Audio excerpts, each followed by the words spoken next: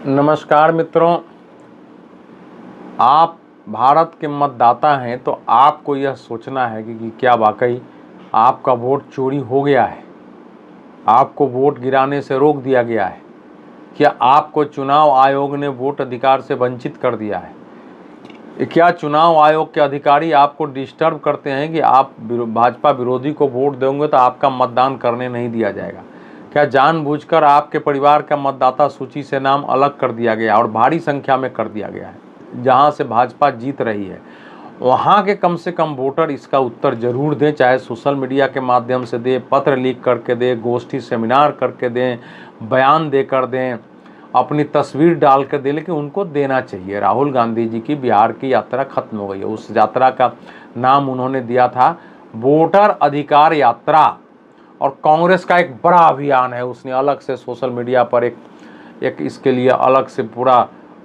Tool बनाया है जिसमें सब चीज़ लिखे हुए हैं कि आप अपना यहाँ दीजिए कि हम वोटर अधिकार लड़ाई के साथ हैं, या बहुत बहुत कुछ दिया जा रहा है। अब राहुल गांधी जी ने 1300 किलोमीटर की यात्रा 16 दिनों तक चली है। 16 दिन की यात्रा में 1600 लोग भी अगर आए हों, कहे हों कि हमारा वोट चोरी हो गया, किसी गांव के लोग आए कि भाई हमारे गांव में तो ज़्यादा वोट इनको पड़ा था, यहाँ से कैसे जीत गया, तो 1600 लोग, हमने पहले कहा था कि कुछ हज़ार, 16,000, 18,000, 20,000 लोग कम से कम आएंगे राहुल गांधी जी की रैली में, जिनको एक तरफ बैठा करके लास्ट में गांधी मैदान में, मुझे उम्मीद थी कि शायद छिपा के रखे होंगे तो लाएंगे वहाँ की, एक साथ दिखाएंगे, 1600 लोगों को भी दिखाएंगे, आगे कुर्सी पर बैठा देंगे उस रैली में मंच के आसपास कि भैया ये सारे लोग हैं जिनके वोट चोरी हुआ है, खड़ा हो जाओ, और उनके नाम वगैरह सब सोशल मीडिया पर तस्वीरें डाली जाएंगी कि इनके पिता का नाम ये है। शायद कांग्रेस ये ग्राउंड वर्क करेगी क्योंकि ये तो उन्हीं का आंदोलन था, लेकिन ऐसा कुछ हुआ नहीं। कोई कह रहा है, संजय वहाँ से, जो आप जानते ही हैं कि महाराष्ट्र के शिवसेना के एक नेता हैं श्री संजय राउत, तो इस समय देश में सबसे महान वक्ता हैं, वो कह रहे हैं कि वोट चोर अभी चीन में है। बताइए कितने गंदी बात है इस प्रकार से प्रधानमंत्री की बात करना। देश इस समय क्रूशियल स्टेज में है, अमेरिका के साथ ट्रेड में समस्या पैदा हो गई है, पाकिस्तान को अमेरिका महत्व देने लगा है, चीन के साथ हमारे संबंध कभी विश्वसनीय हो नहीं सकते। वहाँ SCO समिट हो रहा है जहाँ भारत विरोधी देश भी उपस्थित है। देश एक निर्णय कर रहा है, वो देश के प्रतिष्ठा का प्रश्न होता है, और उसमें आप ऐसे राहुल गांधी जी कह रहे हैं कि सुनो, अभी तो महादेवपुरा का जो हमने उठाया वो एटम बम था, अब आने वाले समय में हाइड्रोजन बम लाने वाले। आपको मालूम है ना कि एटम बम से बड़ा हाइड्रोजन बम वाला है, तो भाजपा वालों सुन लो। अब कौन सा एटम बम था महादेवपुरा जो बेंगलुरु सेंट्रल का कहा, पता नहीं कौन उनको ये सुझाव दे रहा है। कर्नाटक में उस मुद्दे का असर नहीं है, उनकी पार्टी के मंत्री ने कह दिया कि भाई अगर कुछ गड़बड़ी हुई तो हमारी ही सरकार थी उस समय ना, हम लोगों ने क्यों नहीं, हमारा BLA था, क्यों नहीं रोका उस समय।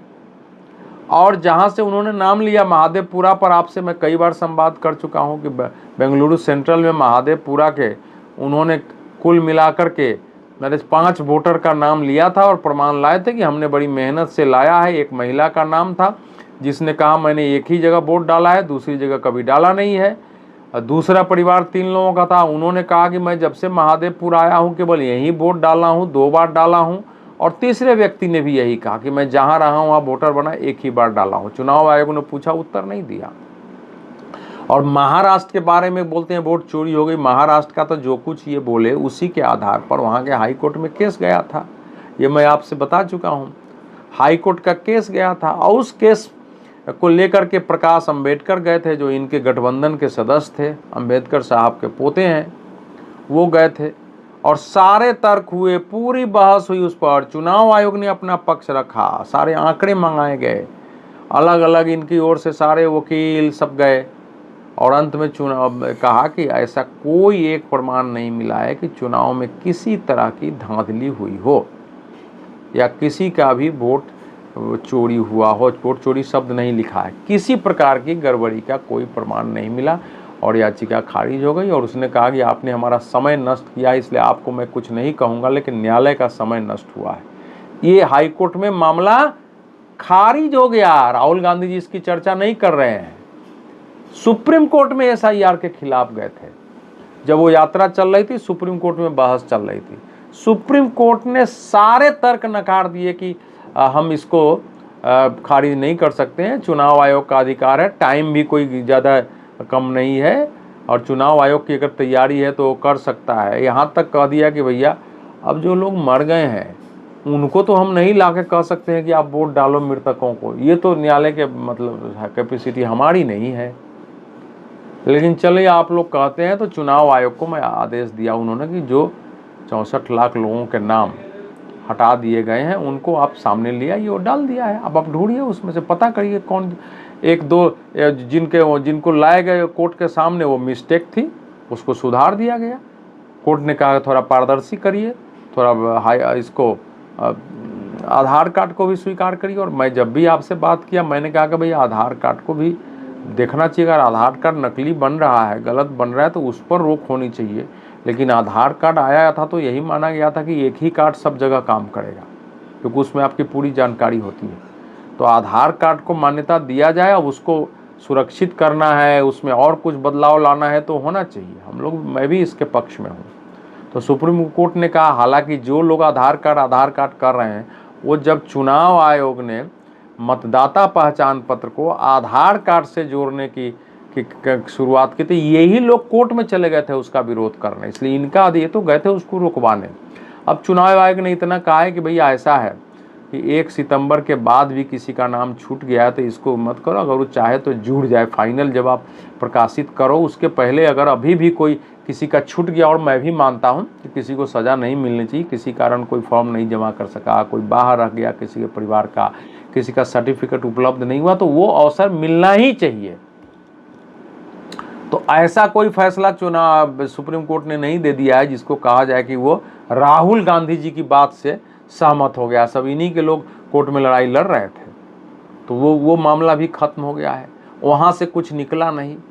महाराष्ट्र का फेल कर गया, कर्नाटक का फेल कर गया, बिहार में लोग निकल के आए नहीं कि हमारा वोट चोरी हो गया। भाई ये तो बिहार के मतदाताओं का एक प्रकार से अपमान है ना, घूम के कहना, क्योंकि 2014 में जो तुमने वोट दिया था तुम्हारा वोट चोरी हो गया। अब जिसने वोट दिया उसको मालूम है ना, आपको तो मालूम है आपने अगर वोट दिया कि हमने किसको वोट दिया है। आप क्षेत्र के हैं तो आपको ये भी मालूम है कि हमारे यहाँ किसको ज़्यादा वोट पड़ा है, कि तो आप तो उससे प्रभावित नहीं होंगे। तो लोगों ने 2014, 2019, 2024 में वोट दिया और राहुल गांधी जी करेंगे वोट चोरी करके सीट जीत ली है। आरजेडी ने भी पहले आरोप नहीं लगाया था। राहुल गांधी जी जब से बोलना शुरू किया तब से तेजस्वी यादव ने भी बोलना शुरू किया, जबकि पहले आरजेडी में मान्यता थी कि 2020 का विधानसभा में हमसे गलती होगी कि कांग्रेस को हमने ज़्यादा सीटें दे दी, 70 सीटें दे दी है, 19 जीत पाए।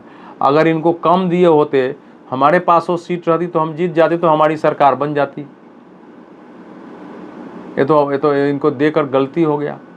लेकिन राहुल गांधी जी की पार्टी की एक रणनीति है कि कोई भी झूठ फैलाओ, संविधान खत्म हो जाएगा, आरक्षण खत्म हो जाएगा, इससे बड़ा झूठ, इससे बड़ा सामाजिक अपराध कुछ नहीं हो सकता है। थोड़ा चल गया वो। हालांकि उसके पीछे भी भाजपा के सीटें कम गई, उनके कैंडिडेट जहां पराजित हुए उनका एक बड़ा कारण यह था कि भाजपा के कार्यकर्ताओं में, समर्थकों में, यहां तक कि उसके स्थानीय स्तर के नेताओं में अपनी राज्य सरकारों को, वहां के नेतृत्व को लेकर व्यापक असंतोष था। और उस असंतोष के कारण जिस प्रकार से जगह जगह जाके ये झूठ का खंडन होना चाहिए कि संविधान खत्म नहीं हो रहा है, वो नहीं हो पाया। लोग उस ढंग से काम नहीं किए, केवल उसी का नहीं, इसलिए ये चल भी गया और पूरी तैयारी से किया गया था और भाजपा इसको समझ नहीं पाई। अब लग रहा है कि ये वोट चोरी चल जाएगा, वोट चोर गद्दी छोड़, वोट चोर गद्दी छोड़। अभी कौन वोट चोर है? तो इसीलिए ये वोट चोर गद्दी छोड़ वो कह रहे हैं। अब हाइड्रोजन बम हम लोग इंतजार करेंगे, अभी तक तो कोई बम ऐसा फटा नहीं है, वो अभी तक फेल हुआ है। लेकिन बिहार में जो महागठबंधन के लोग हैं उनको समस्या जरूर पैदा हो गई है, क्योंकि आरजेडी का वाली ज़मीन पर अगर काम है तो उसको तो पता है कि इस ढंग से वोट चोरी नहीं हो रही है। इस ढंग से चुनाव आयोग नीचे जो मतदाता सूची बना रहा है उसमें ऐसा नहीं कि हमारे लोगों को वोटर बनाने से रोका गया है। मालूम है कि नीचे इतना बड़ा मुद्दा नहीं है, भीड़ तो रैली में इसलिए आ रही है कि भारतीय जनता पार्टी आरएसएस के विरोधी है। हालांकि आरएसएस ने चुनाव में भाग लेती है ना, उसका पॉलिटिक्स से डायरेक्ट कोई लेना देना है। और जो लोग जमीन के स्तर पर आरएसएस को काम करते हुए देखते हैं, वो बाहर जो गाली गलौज करता है उस प्रकार से वो नहीं करते। उनको मालूम है कि अगर उनके गांव में आरएसएस के लोग हैं, शाखा लगती है, उनसे उनकी वैचारिक असहमति हो सकती है वैचारिक स्तर पर, लेकिन वो सब इस ढंग से पॉलिटिक्स नहीं करते हैं कि खुलेआम किसी के पक्ष में प्रचार करने लगे और चुनाव में काम करने लगे खुल करके उस ढंग से। कहीं कहीं अच्छा, स्वयंसेवकों को तो जैसा उनके प्रमुख डॉक्टर मोहन भागवत जी ने पिछले दिनों कहा विज्ञान भवन में कि हमारे स्वयंसेवकों को कुछ भी करने की स्वतंत्रता है कि वो अपना जो करें, संघ डायरेक्ट कुछ नहीं करेगा, संघ केवल व्यक्ति निर्माण करेगा, स्वयंसेवक बनाएगा, स्वयंसेवक सब काम करेगा। वो कुछ कर सकते हैं, संघ का ना उस पर नियंत्रण है ना संघ ऐसा कोई गाइडेंस देता है, तो किए भी होंगे। लेकिन एक घृणा नफरत है, उसी से आरएसएस का विरोध करके, बीजेपी का विरोध करके ही इस देश में बहुत सारी संस्थाओं, एनजीओ, थिंक टैंक, बहुत नेताओं, अनेक पत्रकारों, मीडिया संस्थानों की दुकानदारी चलती रही। मैं दुकानदारी ही कह रहा हूँ। उसी के आधार पर उनकी पूछ होती थी, दुनिया में यात्राएं करते थे। आंदोलनकारियों की भी बहुत सारा पूछ ऐसे ही होता था। आंदोलन भी आप देखते हैं कैसे हो गए थे। अभी यहाँ है, सुबह सिएटल में विरोध कर रहे हैं, 2 दिन बाद वो जर्मनी के फ्रैंकफर्ट में विरोध कर रहे हैं, 5 दिन बाद 3 दिन में वो लंदन में है। भाई ऐसे कैसे आंदोलनकारियों को पैसा आ जाता है? फिर दुबई पहुंचे हुए हैं।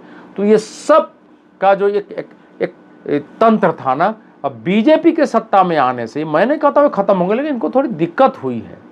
अभी भी उनके पास ताकत है, तभी तो झूठ फैला दे रहे हैं। बीजेपी या उनके सपोर्टरों की ताकत उतनी बढ़ नहीं पाई है, लेकिन अब वो एक है तो किसी ढंग से झूठ फैलाओ, किसी ढंग से लोगों के अंदर जो है ये असंदेह पैदा करो और इनको हराओ और चुनाव जीतो। ये वो कर रहे हैं। कांग्रेस की अपनी एक और रणनीति है कि धीरे धीरे कांग्रेस अकेले पैर पर खड़ा हो, क्षेत्रीय पार्टियों के साथ तात्कालिक हमारा गठबंधन रहे, लेकिन लंबा गठबंधन नहीं रहेगा, क्योंकि इन क्षेत्रीय पार्टियों ने ही हमको समाप्त किया है। भाई अगर उत्तर प्रदेश में कांग्रेस नहीं है तो बसपा और समाजवादी पार्टी के आने के बाद से ही तो कांग्रेस नहीं है, समाप्त हुई है। जनता दल ने पहले हरा दिया था उसको 1989 के चुनाव में, उसके बाद मुलायम सिंह का हो गया, फिर बीएसपी का हुआ, बीजेपी का भी साथ में उभार हुआ है। बिहार में आरजेडी जब थी तो उसने इनका खाया। पश्चिम बंगाल में ममता बनर्जी, पहले वामपंथियों ने बचा कुचा ममता बनर्जी खा गई। तो सब जगह, दिल्ली में अरविंद केजरीवाल खा गए। तो इनको मालूम है कि क्षेत्रीय पार्टियां हमारा वोट खाती है, लेकिन बीजेपी को हराना है। तो अब राहुल गांधी जी को लगा कि हम तो नेता हो गए, कांग्रेस की रणनीति सफल हो गई। विचार हो रहा है कि भाई राहुल गांधी जी इसमें लीड कर गए, लीड किए। पहले उन्होंने प्रेस कॉन्फ्रेंस किया, सारे नेताओं के बीच अपनी बात रखी, सारे नेता उसमें आ गए, सभी पार्टियों ने किया। फिर उसके बाद बिहार में गए तो उनके गठबंधन के सारे नेता, सभी गठबंधनों का प्रतिनिधित्व हो गया, सब उनके लीडरशिप में चला। तो राहुल गांधी जी तो देश के नेता हो गए। अब देखते हैं, अभी तो सीट बंटवारा है बिहार में, वहाँ देखते हैं क्या होता है। तमिलनाडु में कांग्रेस को लीडरशिप मिलती है कि नहीं वो भी दिखाई दे जाएगा। तो अभी तो बहुत सारे, अभी इस बार तो केवल वही बिहार का चुनाव है, उसी में पता चल जाएगा। लेकिन ये जो झूठ फैलाया गया है, 89 लाख हमने शिकायत कर दी। भाई कहाँ शिकायत किया है? जो शिकायत करने का जो जारी हुआ है आंकड़ा, उसमें कांग्रेस के शिकायत 0% है, आरजेडी का शिकायत 0% है।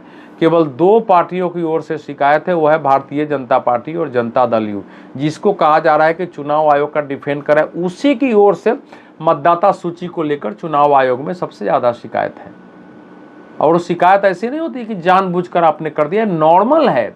1 जुलाई से 1 अगस्त से 1 सितंबर तक ड्राफ्ट सूची थी, वो दिया ही गया था इसीलिए कि भाई इसमें अपने आप को सुधार करिए, वो आता ही इसीलिए है। उसमें जो गड़बड़ी है आप शिकायत करिए, जिसका नाम नहीं ऐड हुआ ऐड करिए। कम से कम अब तो कांग्रेस पार्टी कुछ लोगों को ला के दिखा दे, गांधी मैदान में नहीं दिखा सके, दिल्ली में ही बुला करके 1000-2000 लोगों को सामने रख दें, 2000 लोगों को, ये भारतीय जनता पार्टी के विरोधी थे, इसलिए इनका नाम मतदाता सूची में नहीं शामिल किया गया, और इसको प्रमाणित कर दें। ये भी वो नहीं करेंगे तो ये झूठ की रैली थी, ये झूठ की यात्रा थी। लेकिन उनको लग रहा है कि ये कहीं ना कहीं ये हमको लाभ पहुंचा देगा। जैसा आपको मैंने बताया कि महाराष्ट्र का मामला वहाँ के हाईकोर्ट ने ख़त्म कर दिया, कर्नाटक का कोई मामला है नहीं। जो अभी बिहार में गए हैं, बिहार की जनता ने वोट दिया है, उसको मालूम है कि हम कहाँ वोट दे रहे हैं, उसको मालूम है कि नीचे स्तर पर हमारा नाम नहीं काटा जा रहा है। तो आपने रैली कर ली है, अब रैली से लोग सड़कों पर उतरे हैं, लेकिन आरजेडी में चिंता हो गई कि भाई ये तो मुद्दा है नहीं, करें क्या करें। तो हुआ कि भाई थोड़ा बेरोजगारी पर बोल दो, थोड़ा अल्पसंख्यक अधिकार पर बोल दो, थोड़ा और दलित पिछड़े की बात कर दो, थोड़ा अर्थव्यवस्था पर बोल दो, थोड़ा बिजली पर बोल दो, क्राइम पर बोल दो, ताकि ये बड़ा हो जाए। राहुल गांधी थोड़ा बहुत बोले लेकिन उस ओर गए नहीं, क्योंकि वो एक ही पर चलते हैं, कभी चौकीदार चोर है तो कभी जो है असहिष्णुता, तो अब आ गया है वोट चोर गद्दी छोड़। तो अब अगर वोट चोरी नहीं हुई है और झूठ फैला रहे हैं, तो क्या देश के सभी मतदाताओं का ये कर्तव्य नहीं है कि वो भी सामने अपने अपने तरीके से आएं और बताएं कि हमारा वोट चोरी नहीं हुआ है। अब सोशल मीडिया पर आ सकते हैं, आप टैग करके राहुल गांधी जी कांग्रेस को अपना विचार दे सकते हैं, आप पत्र लिख सकते हैं, भारतीय जनता पार्टी को पत्र लिख सकते हैं, प्रधानमंत्री राष्ट्रपति को लिख सकते हैं, राहुल गांधी को लिख सकते हैं। सब ट्विटर पर उपलब्ध है, एक्स पर, फेसबुक पर उपलब्ध है, सबके ऐप हैं, सभी पार्टियों की वेबसाइट है, कहीं भी आप अपना विचार डाल सकते हैं, जरूर डालिए। और बिहार के लोगों को तो बिल्कुल तय करना चाहिए कि क्या उन्होंने जो वोट दिया वो वोट चोरी हो गया और प्रधानमंत्री नरेंद्र मोदी के नेतृत्व में भाजपा और गठबंधन को वोट नहीं दी और फिर भी ये जीत गए। अगर ये सच नहीं है तो आपकी प्रतिक्रिया क्या होगी? बहुत बहुत धन्यवाद, नमस्कार।